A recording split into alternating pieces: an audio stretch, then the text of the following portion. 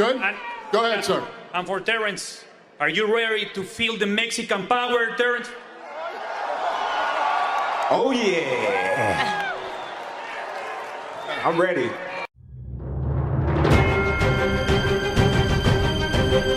Keep Canelo's name out of your fucking mouth, Terrence Crawford. There's levels to this, and he's levels above you. A lot of people that say that Crawford can beat Canelo, no problem. I mean, I respect that, but I just think they're stupid. I mean, excuse my language. The size difference of a bigger man changes everything with one punch. Can't go with what you are. Have you read the papers? Do you know what everybody says? It's suicide. You've seen him. You know how strong he is. You can't win.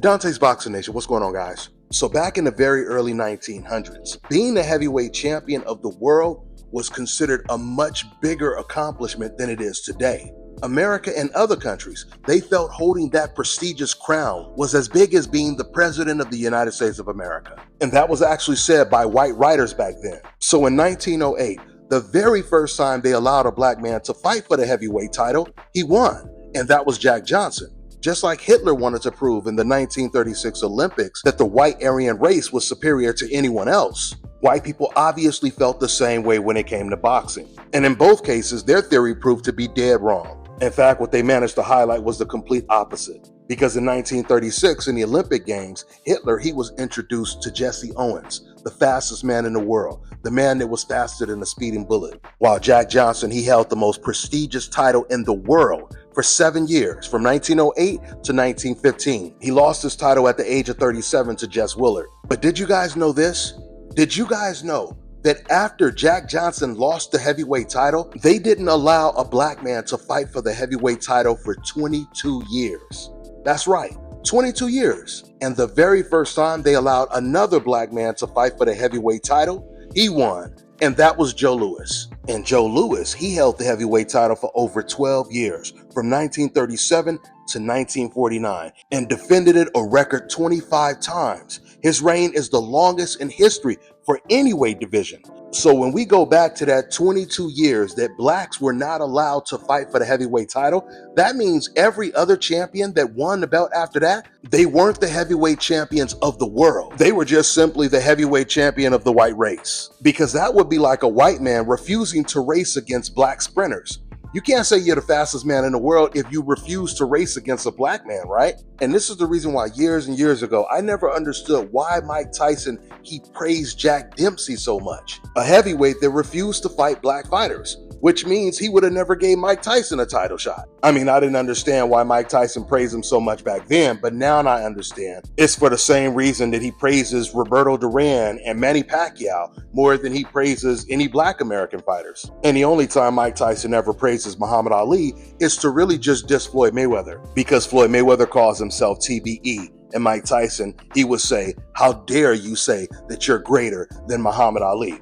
But I've seen white people on Mike Tyson's show imply that some white fighter was greater than Muhammad Ali, and Mike Tyson, he would just get quiet. I remember Mike Tyson, he had a white co-host on the show, and that white guy, he told Mike Tyson that Lomachenko might be the greatest fighter of all time. And Mike Tyson, he was just like, yeah. So we know when it comes to Mike, he just does what a lot of black boxers do, which is just pander to race fans. But going back to that 22-year ban, where black fighters could not fight for the heavyweight title. When you look back at it, just think about the way white people, they changed the course of history. There would have been way more black heavyweight champions in the history of the sport if they were not cheated. The white man felt the only way we're going to have a chance of winning the heavyweight title and keeping it is if we don't allow them to compete. Guys, what I'm talking about right now is way bigger than boxing. And this is why I always tell you what happens in boxing is just a microcosm of what happens outside of the sport.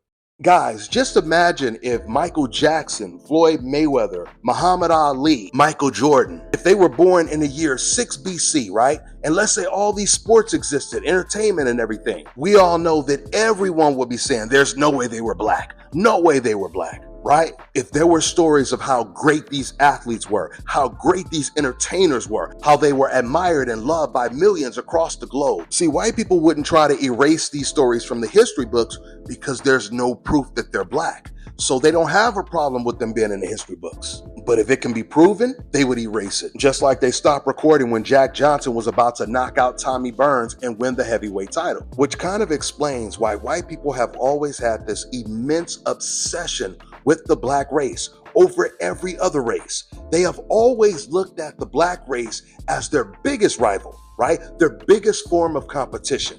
It's almost like the black man is Superman and the white man is Lex Luthor, because we know how much Lex Luthor hates Superman, right? For no reason at all. He's completely obsessed with Superman, and all he thinks about 24 hours a day is how he can destroy Superman. Despite the fact that black people are such a small population in America, white people have all the systemic power.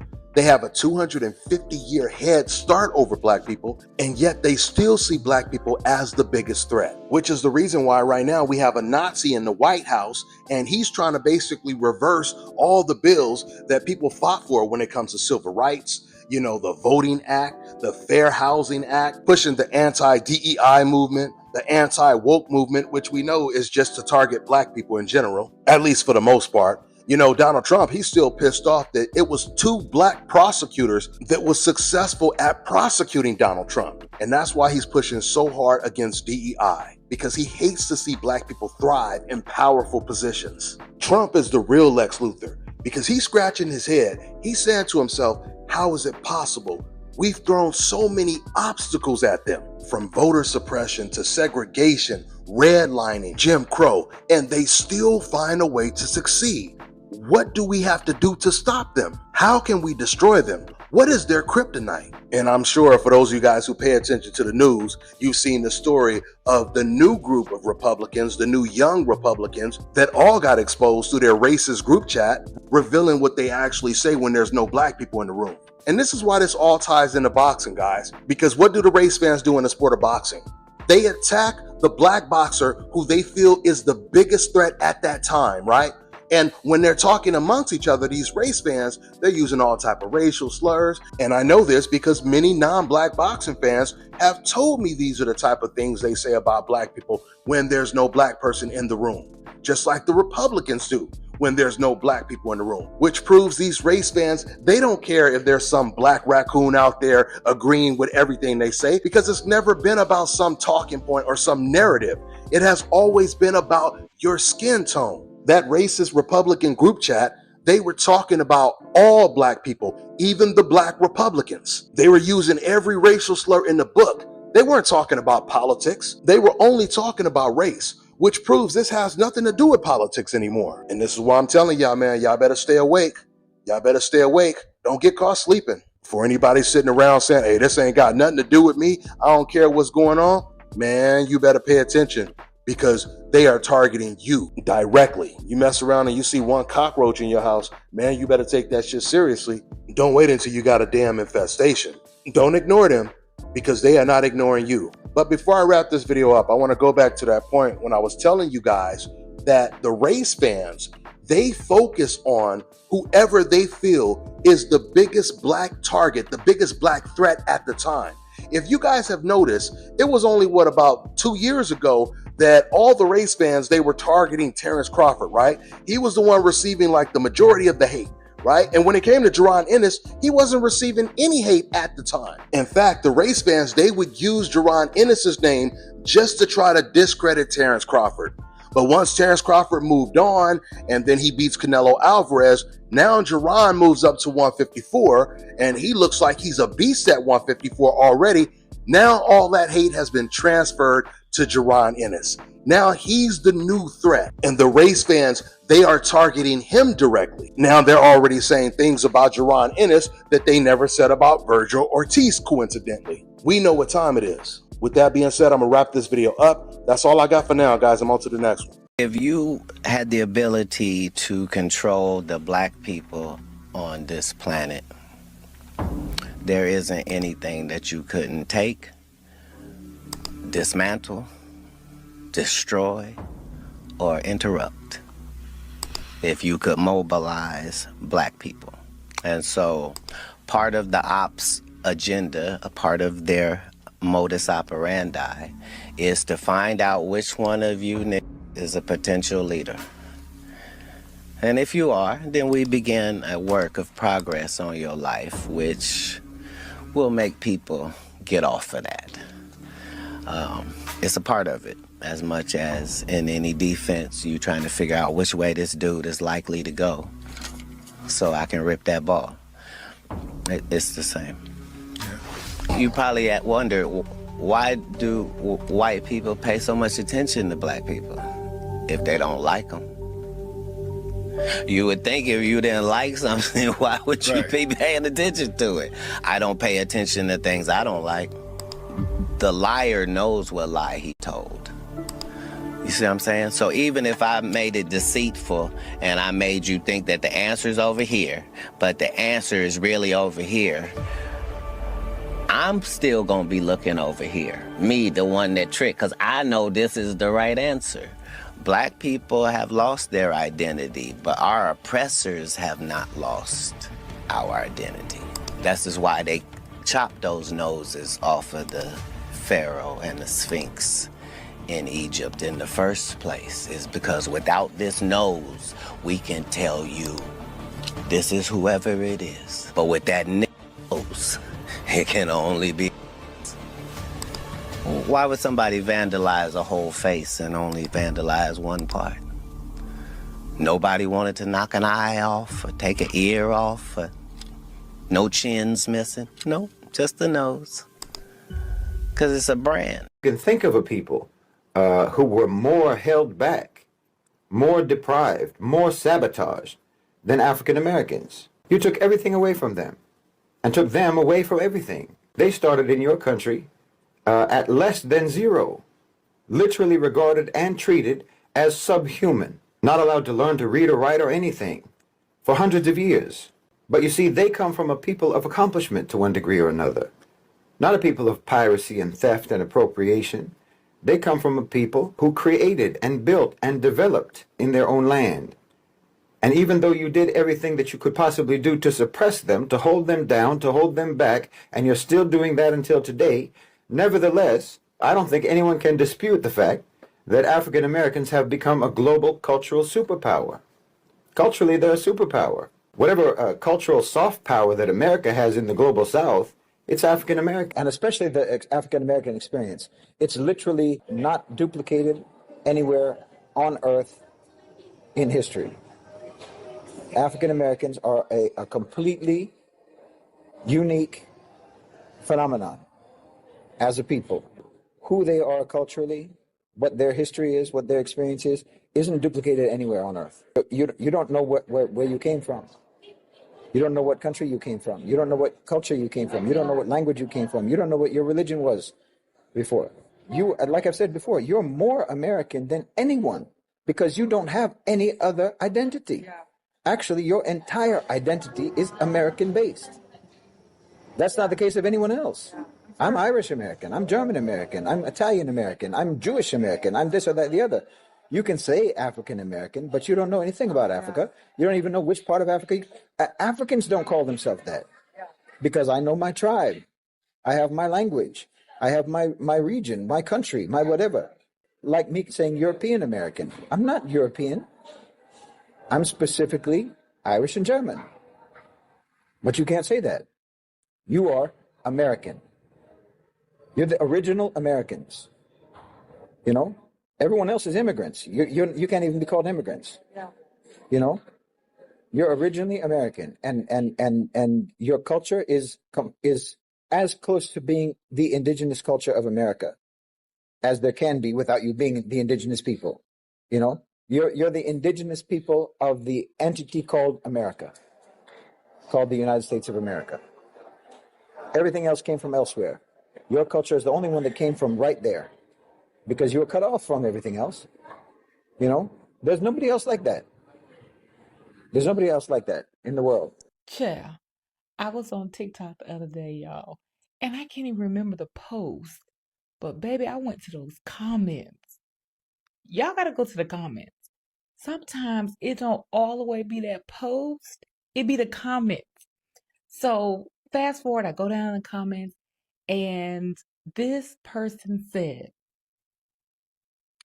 she just knows in her heart of hearts that Black success, Black excellence is a direct pipeline to white racism. And baby, I had to pause. I had to pause because y'all know it's true. Because nothing, and I mean nothing, pisses racist white folks off more than Black success. Baby, you can set your watch by it. The moment a Black person shines, here they come. And baby, they be big mad. Look around. Shador Sanders, drag. Jasmine Crockett, attack. Stacey Abrams, undermine. Barack and Michelle Obama, baby, they been long gone and they still catching hate over being overqualified. Meanwhile, Donnie and them ran up in the White House with resumes of a used car salesman. Baby, nepotism at its best. Underqualified ain't even the word. But when it's us, baby, they gonna twist that story, twist that narrative, and tie themselves in knots trying to convince the world that we don't belong. And why though? Because deep down inside, they know, baby, they could never. We've done more with less. We thrive in a system that is built for our demise. And baby, they could never. That's why their brain short circuits with rage. That's why their comments overflow with vitriol. And honestly, y'all, I love that for us. I do. Because every time that rage gets out of hand is proof that our excellence is undeniable. So happy Black History 365, y'all. Keep shining, keep winning, because our success will always expose their mediocrity. See y'all next time. You know how people right now say the country's going backwards? I'm going to give you a demonstration of that. I'm not going to talk about economics in that kind of way, but I'm going to talk to you about enslavement was about 250 years, right? From 1619 to 1865 or thereabout, maybe not in Texas. Okay, so that's about 250 years, 246, 250 years. Jim Crow and segregation followed that. That was 100 years. So really, a lot of people like to say, you know, we were enslaved for 350 years because Jim Crow and segregation was slavery, about 90% of enslavement. It was about 90%. Now that 90% declined as you get closer to 1965 when the Civil Rights passage was passed, when civil rights laws were passed. So you got 250 years, you got another 100 years, you got the civil rights laws from 1965 to right now. That's only 60 years. I'm 61. I was born in 64. I was born 1 year before the civil rights laws were passed. So I was born in that time of Jim Crow and segregation, right? The tail end of it, but those laws were passed in 1965. So here we are in 2025. We can effectively say that the era of civil rights is over. It was a 60-year period. It was only 60 years that the majority of white people, not all, I see you, you're one of the good ones, I see you, not all. It was only 60 years that white people were able to accept black people having a type of freedom that allowed us to excel and achieve and grow and change this country and change ourselves.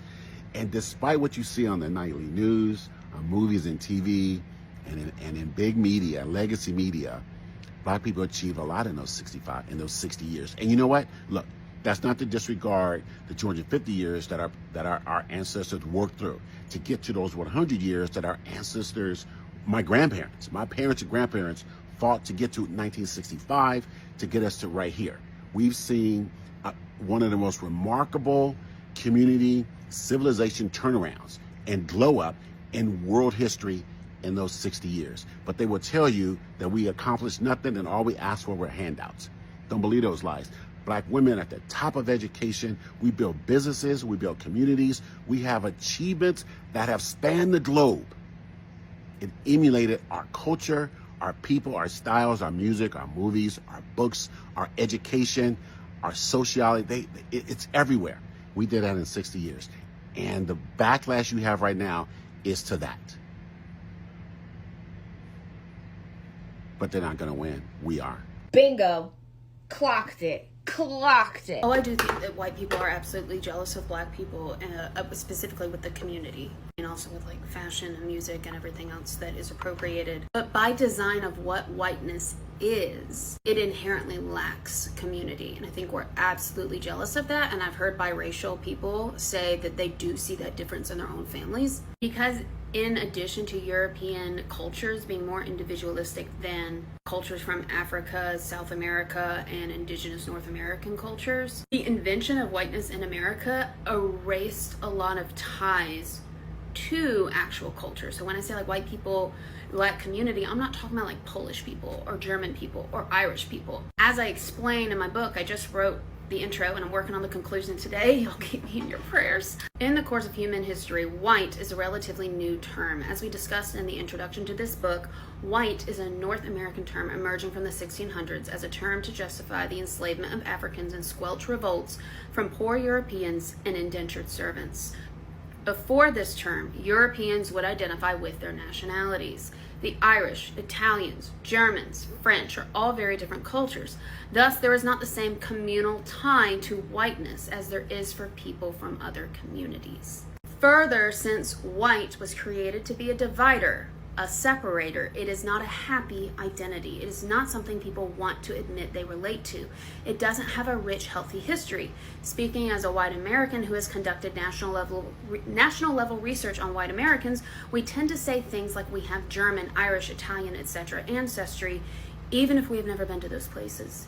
This is because all white Americans have ties to immigration, and because these identities are actual cultures, they do not have roots only in oppression. Now, we know who started colonization, right?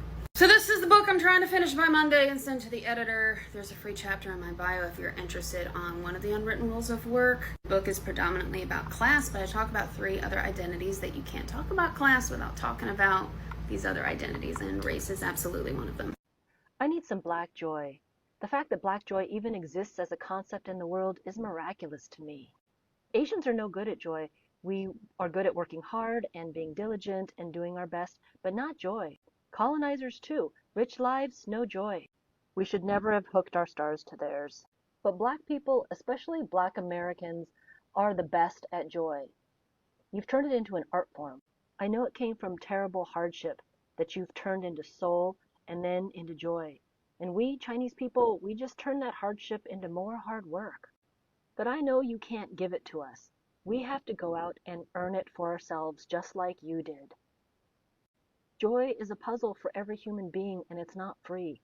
When I ask my black friends where their joy comes from, they inevitably shake their heads and just repeat, "You can't let them take it away from you." That's what it's not. But what is black joy? Can you tell me? Black people want to be left alone. They don't want revenge. They don't want to replace us, as some extremist groups have said. They just want to live life in peace, the way they want to live.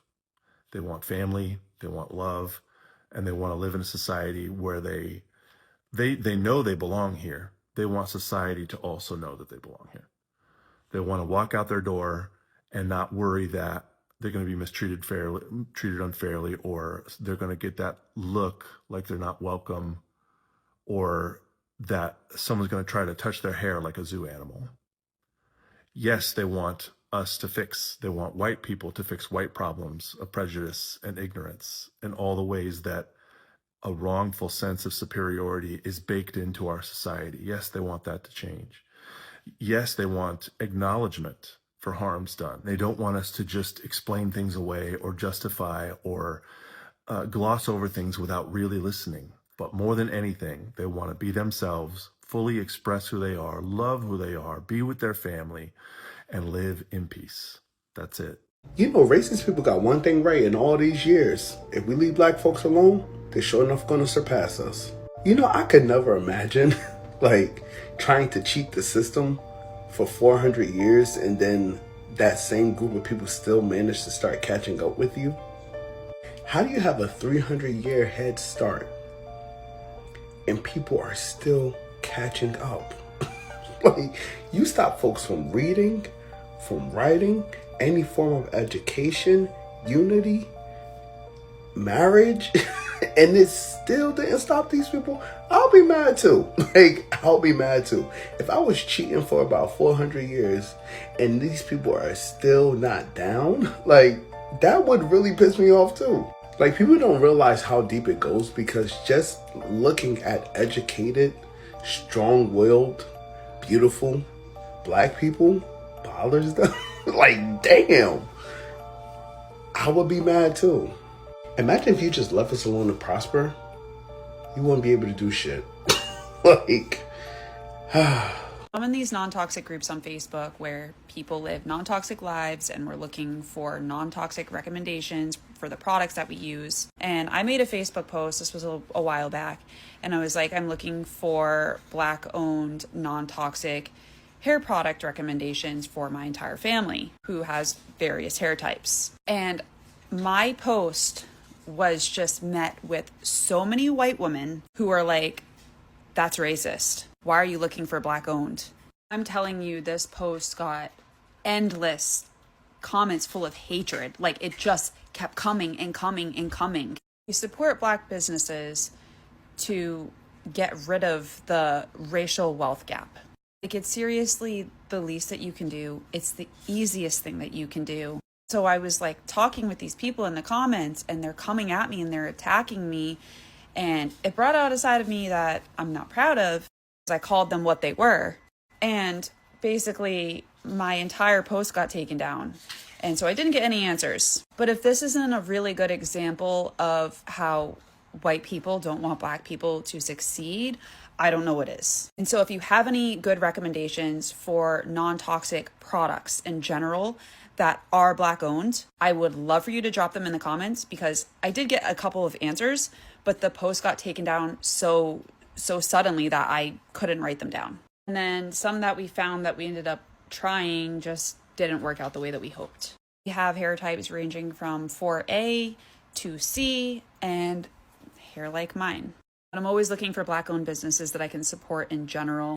And products that are non-toxic are a big plus. Why do white people resent Black excellence? Let's talk about it. Not all white people are racist, obviously, but there is a specific subset for whom Black excellence seems like a personal affront to them, right? It really bothers them when Black people succeed. The 13th Amendment emancipated enslaved Black Americans in 1865, and then the Jim Crow laws kind of wrapped up with the passing of the Civil Rights Act in 1964. So if we do the math, that's about 61 years in which Black Americans were able to strive for success in any sort of meaningful way without like the constraints of the law pulling them down. 61 years. If we compare that to white Americans who besieged a land already owned and occupied by indigenous Americans, we'll put that around 1620 when, you know, the Mayflower came here, then that gives them about 425 years to establish success in this country. 425 versus 61. If we compare those two fundamentally very different time spans, like, how much did white Americans actually do in all that time? If we were to compare even the poorest and most underprivileged of white America to Black America generally,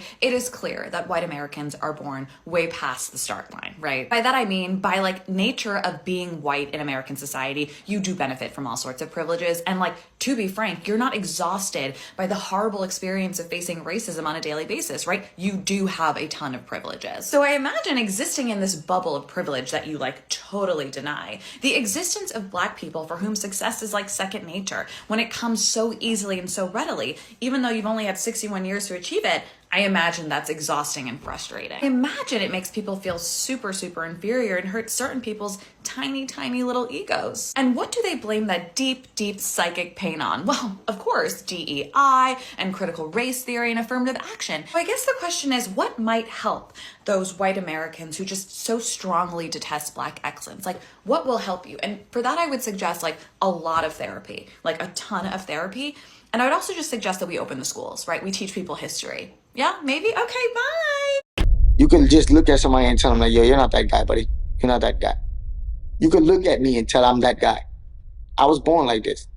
I was blessed with this. I'm always hungry. Just because I'm world champion, don't stop the main goal and objective, and that's to keep going. I'm gonna forever keep going, forever keep winning. Just naturally, man. I know how to do this. I born for this. I born for be different. And then you only they said, a lot of these fighters just do rapping. I just came off a loss, and I'm down to fight the best. I'm going up to 135 to fight somebody that they think I can't beat, and I'm gonna dominate him. And then I come back down to 30 and beat his ass too. My hunger is always gonna be there. I never get satisfied. I'm not satisfied. My job still isn't done. That's why my job ain't done yet.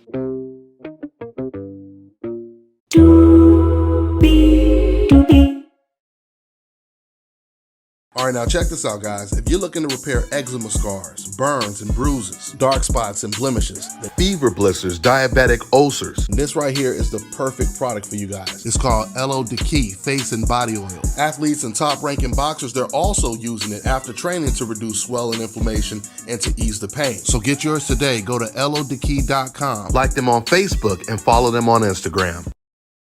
Anyone who's ever had it understands shoulder pain is no joke. It can keep you up at night. Once it's in pain, it stays in pain all the time. You find yourself popping all kinds of painkillers, and then you find yourself trying to figure out what the problem is. You go see doctors, you go see surgeons, you go see physical therapists, massage therapists. The shoulder in particular has 4 different joints. Any one of those 4 joints can be problematic because you have these different ligaments that wrap around and hold those joints together. And then you have tendons from any one of 20 different muscles that attach to the shoulder blade that can go awry. Muscle and Bone NYC has been around serving many people, getting them out of shoulder pain and all kinds of joint pain since 2012. Contact us at mbnyc.fitness or call us at 917-238-3650. Let's get you out of that pain.